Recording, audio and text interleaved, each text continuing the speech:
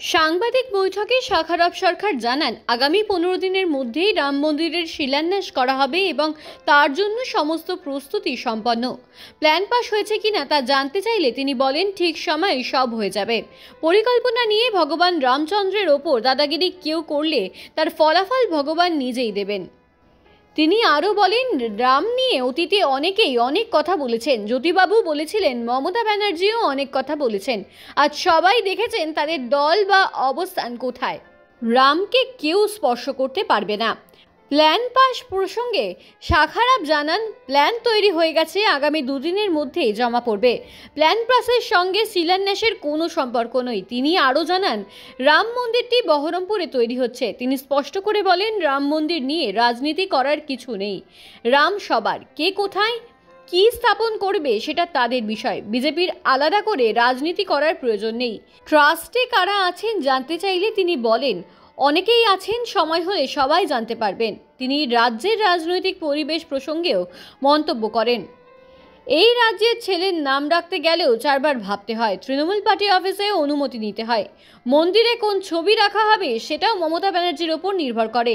হুমায়ুন কবিরকে উদ্দেশ্য করে তিনি বলেন, যিনি বলেছিলেন শুভেন্দুর এই জেলায় ঢুকলে পা ভেঙে দেব, সেই জেলায় শুভেন্দু সভা করে গেছেন।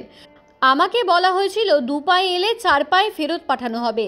এটার অভিযোগ আমি পুলিশকে জানিয়েছিলাম, কিন্তু আমি ভয় পাই না। 72 ঘন্টার মধ্যেই বেলডাঙ্গায় সভা করেছি।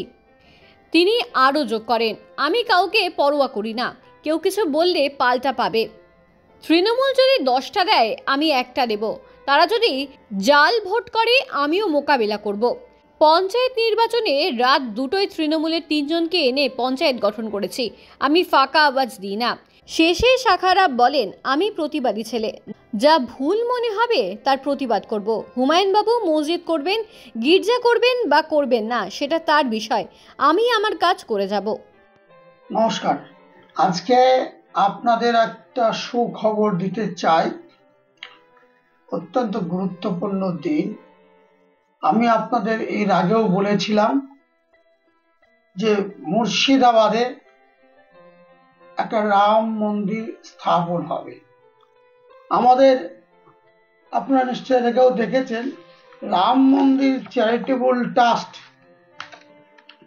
আমাদের এই রাম মন্দির চ্যারিটেবল ট্রাস্ট, এই ট্রাস্টের মাধ্যমে আমাদের এই ফাইল আমাদের রাম মন্দির চ্যারিটেবল ট্রাস্টের উদ্যোগে আমরা একটা এইভাবে এই রূপরেখা দিয়ে একটা রাম মন্দির বহরমপুর শহরে বা শহরের আশেপাশে, স্পেসিফিকলি আপনাদের আমি জায়গা বলছি না, কিন্তু এইটুকু জেনে রাখুন, আন্ডার পিএস অফ বহরমপুর এবং বহরমপুর টাউন সংলগ্ন এলাকায়।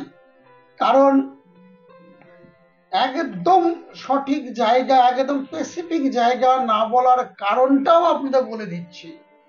বর্তমানে পশ্চিম বাংলার যা পরিস্থিতি, তাতে আমি যদি একটা বাড়ি করব, নিজে বসবাসের জন্য বাড়ি করার জন্য জমি কিনতে গেলেও সেখানে তৃণমূল সেখানে বকরা খায়, সেখানে ভাঙিয়ে দেয়।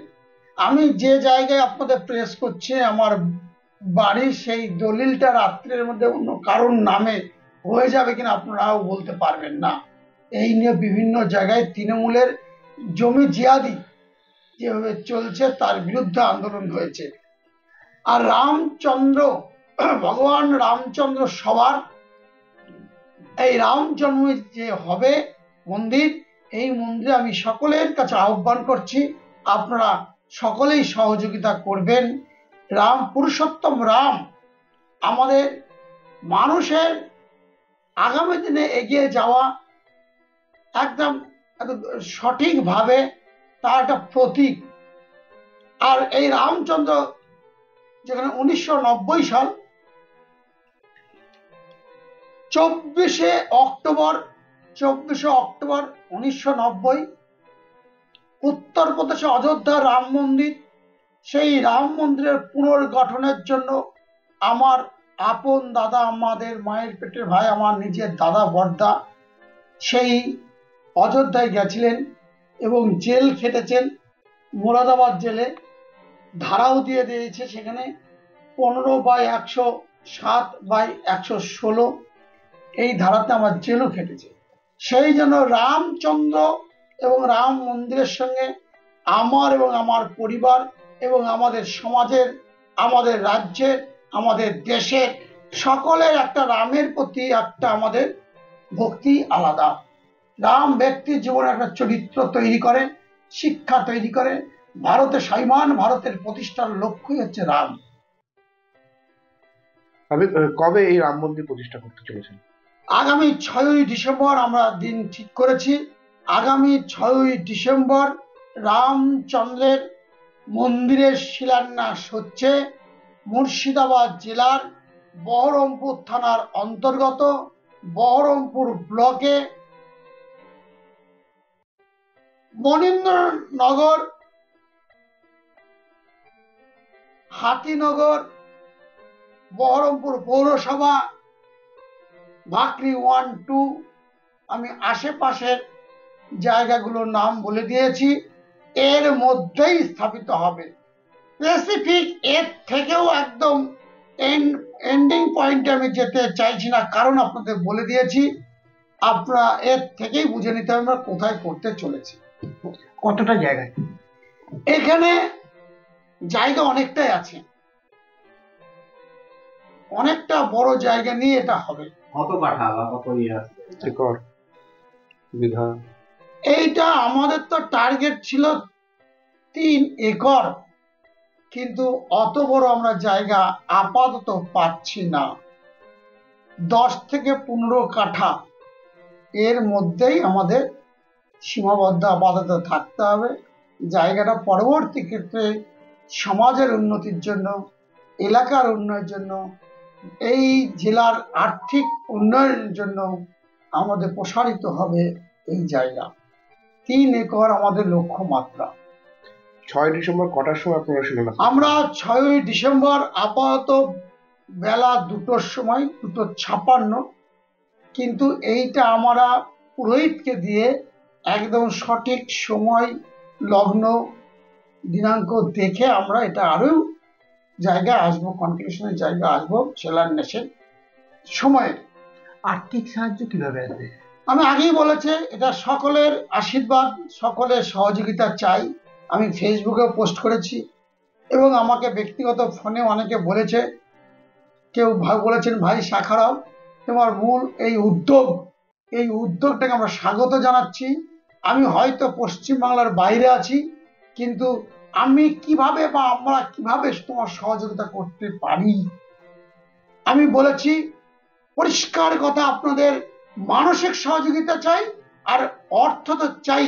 কারণ আমি এখানে বলবো অর্থ দরকার নেই, যে রাম মন্দির হয়ে যাবে এটা ভাবার কোনো কারণ নেই। এই রাম মন্দির আমার একার নয়, আমার বাবার নয়, এই রাম সবার, অর্থাৎ ভারতবর্ষের যে কোনো প্রান্ত থেকে এই রাম মন্দির ট্রাস্টের অ্যাকাউন্টে আমাদের যে কেউ চেক দিতে পারে, কাইন্ডস দিতে পারে।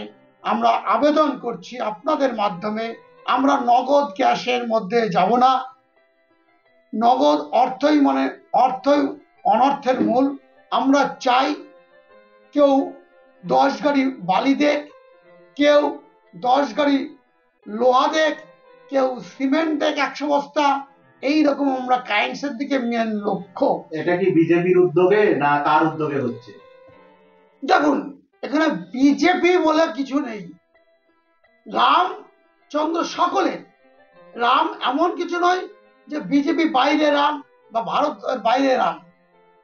ভারতবর্ষের নামাঙ্ক হয়েছে রামচন্দ্র বংশধর ধরে, ভারতের নাম অনুসারে ভারতবর্ষ হয়েছে। অর্থাৎ বিজেপি ভারতবর্ষের বাইরে নয় এবং সিপিএম, কংগ্রেস, তৃণমূল ভারতবর্ষের বাইরে নয়। এখানে রাম সবার, আমি বারবার বলছি, এখানে আমি তৃণমূলও যদি কোনো কেউ ডোনেট করতে চাই আমাদের তাতেও কোনো আপত্তি নেই। বিজেপি নেতাদের সিপিএমও করতে পারে, কংগ্রেসও করতে পারে, হিন্দু করতে পারে, মুসলমানও করতে পারে। বিজেপি নেতাদের ছবি